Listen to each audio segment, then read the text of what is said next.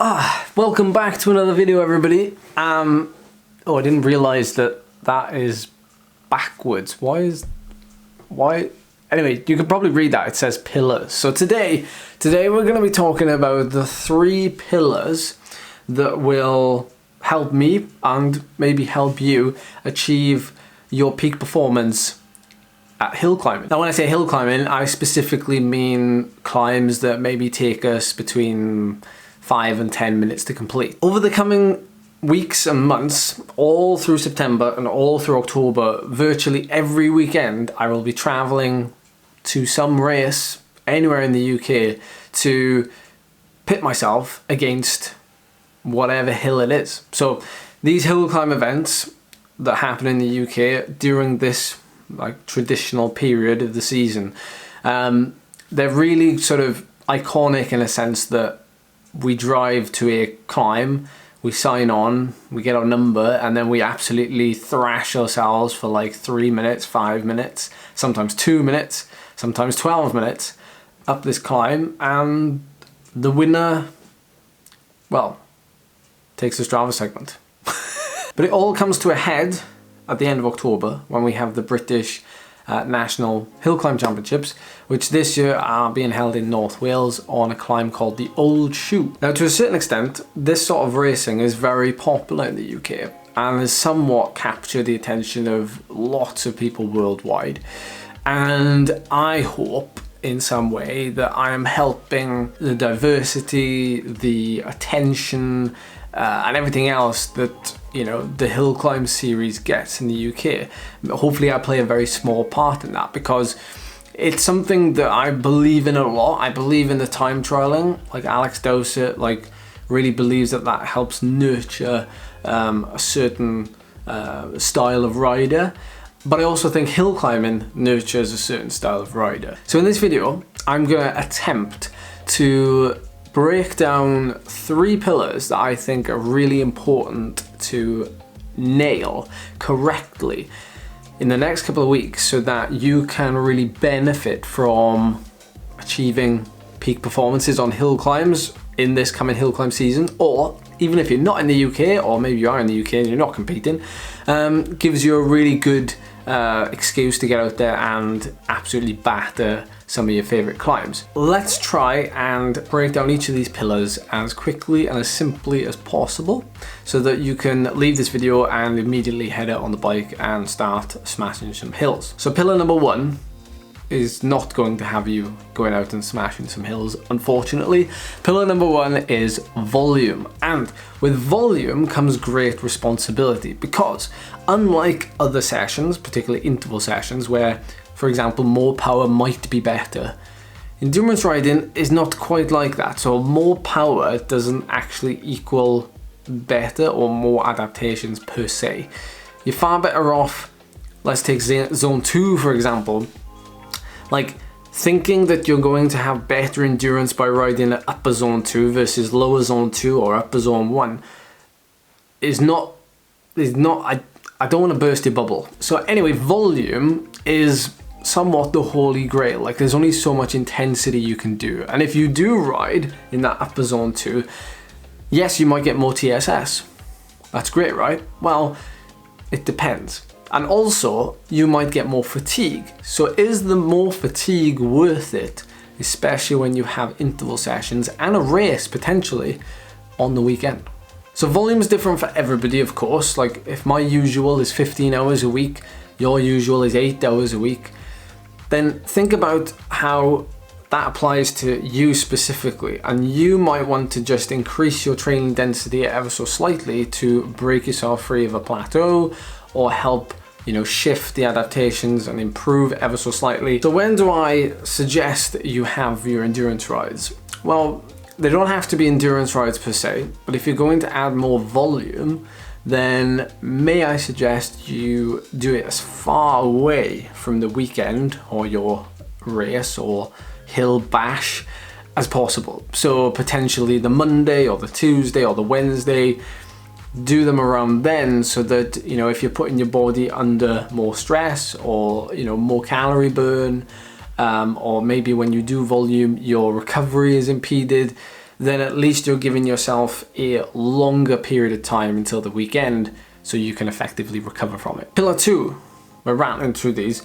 Pillar 2 is VO2 max, which is obviously very trendy at the minute.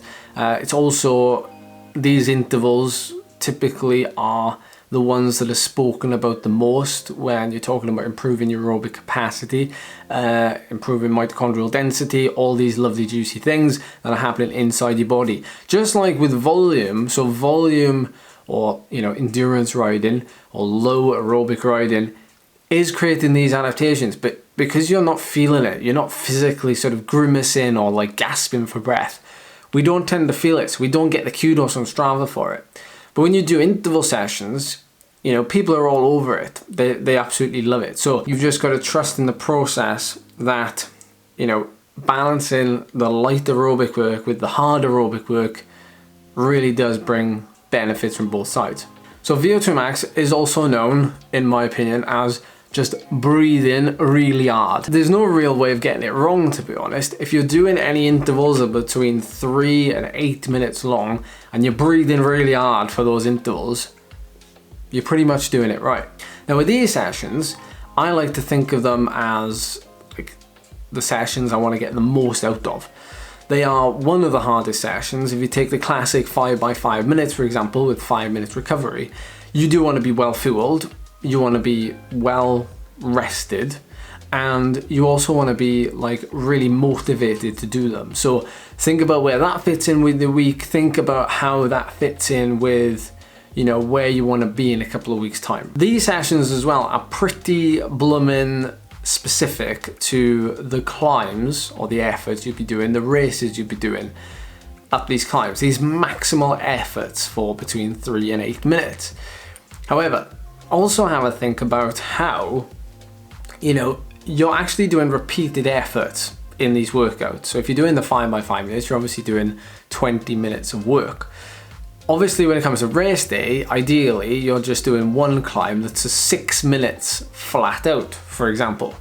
So think about not just doing these sessions as, bulk intervals, but think about doing, say, a ride on Tuesday or ride on Wednesday, whenever, when you're doing 2 intervals and they are all out for like, VO2 max length, 3 to 8 minutes, for example.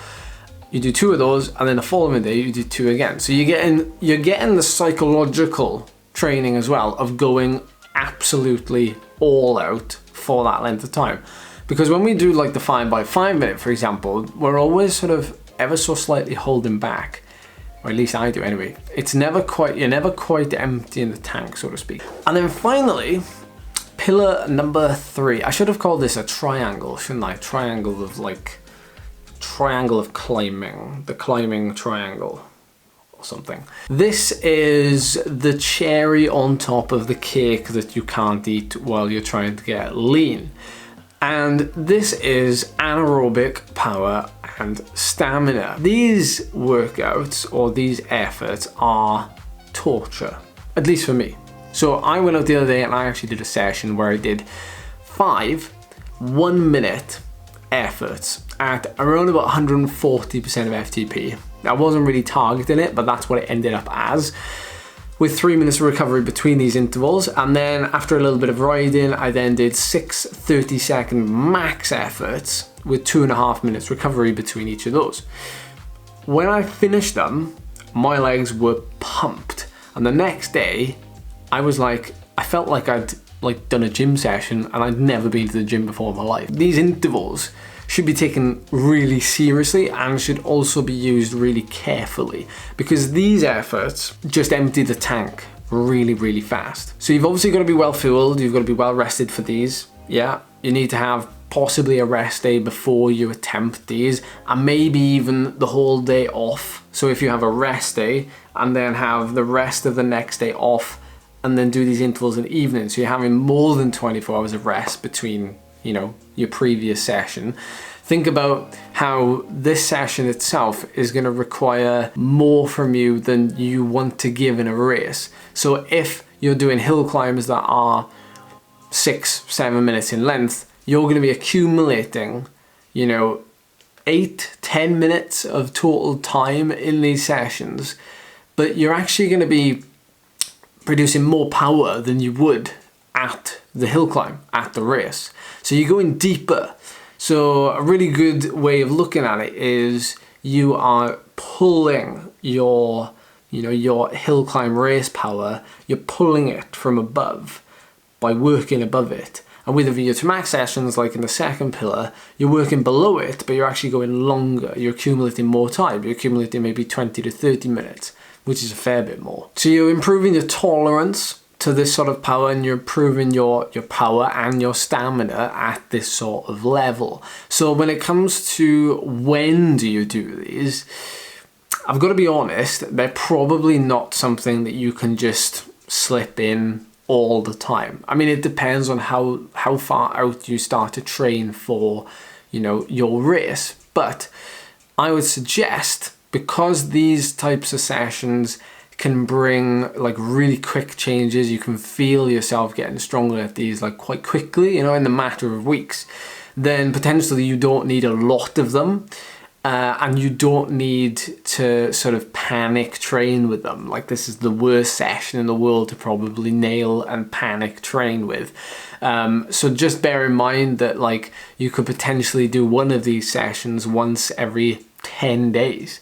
Because over the course of 2 months, that's still quite a lot of sessions. So anyway, that's going to wrap up this video. I hope you enjoyed. I know there's not a lot of stuff going on to sort of distract you from just me talking, but I just want to share my experience and, try and make you enjoy climbing a bit more and climb faster and all those other good things, because you never know, the cafe could be at the top.